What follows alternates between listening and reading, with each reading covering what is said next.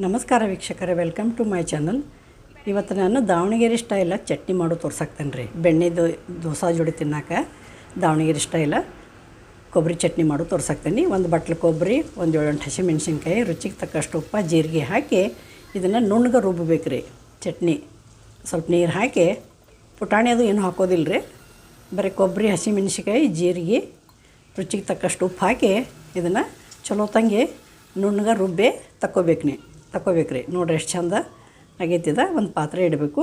ಪಾತ್ರೆ ಇಟ್ಟು ಸ್ವಲ್ಪ ಒಗ್ಗರಣೆ ಮಾಡ್ಕೋಬೇಕು ರೀ. ಒಂದು 2 ಸ್ಪೂನ್ ಎಣ್ಣೆ ಹಾಕೀನಿ.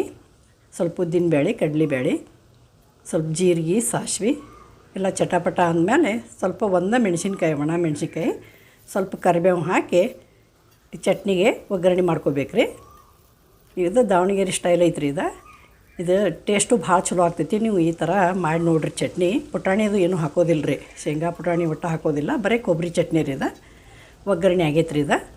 ಒಗ್ಗರಣೆ ಆದಮೇಲೆ ತೆಳಗಿಡಿಸಿ ಅದನ್ನು ರುಬ್ಬಿದಂಥ ಚಟ್ನಿ ಎಲ್ಲ ಇದಕ್ಕೆ ಹಾಕ್ಕೊಂಡು ಬಿಡ್ಬೇಕು ರೀ. ಹಾಕ್ಕೊಂಡು ತಿರುವಾಡಿ ಸ್ವಲ್ಪ ನೋಡ್ಕೊಂಡು ನೀರು ಹಾಕಿ, ನಮಗೆ ಎಷ್ಟು ಗಟ್ಟಿ ಬೇಕು ತಿಳಬೇಕು ನೋಡ್ಕೊಂಡು ನೀರು ಹಾಕಿ ಸೈಡಿಗೆ ಇಡಬೇಕು ರೀ.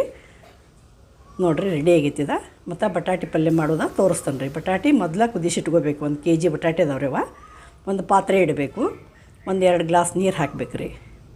ನೀರು ಒಂದು ಸ್ವಲ್ಪ ಬಿಸಿ ಆದಮೇಲೆ ಒಂದು 4 ಉಳ್ಳಾಗಡ್ಡಿ ಉದ್ದಾಗಿ ಹೆಚ್ಚೇನಿ ರೀ.